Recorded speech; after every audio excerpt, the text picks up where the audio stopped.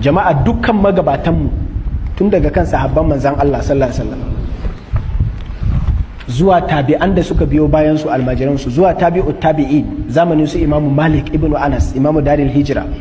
da duk waɗannan mutane guda hudu da duniya take bin masabobin su imamu Abu Hanifa imamu Malik imamu Ash-Shafi'i da imamu Ahmad ibn Hanbal da sauran shugabanni na wato musulmi a aqidar ahlus sunna wal jama'a dukkan sun yi ijma'i cewa in Allah ya faɗi abu a cikin alkur'ani na siffarsa haka ake tabbatar masa ba tare da an kwatanta ba kuma ba tare da an kore ba.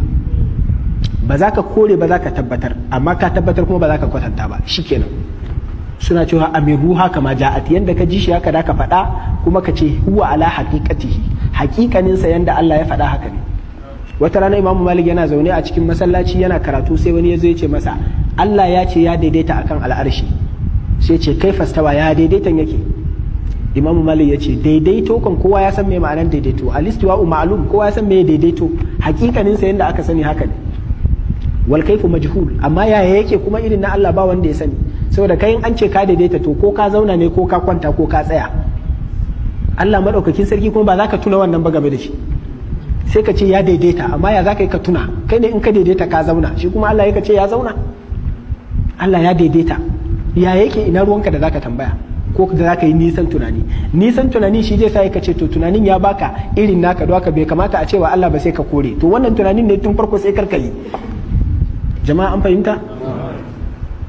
matsalar da take damun mutane akan babin siffofin Allah da yasa har aka samu mutane sun kakkasu har aka samu wato mutanen da suka bi layin yan bid'a suka yi nisa a ciki suna zagin ahlus sunna suna ce musu mujassima suna cewa suna mai da Allah gangan jiki ko suna mai da Allah mutum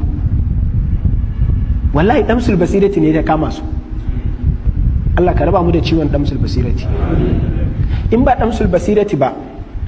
in ana magana akan siffofin Allah suna zurfafa tunaninsu ne ana ce hannu sai tuna nasa wannan abun banza ana magana ubangiji ka tuna wannan abun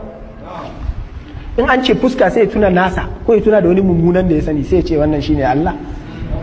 wannan shi zai jawo mutum har ya fara wannan sai zai ce to babu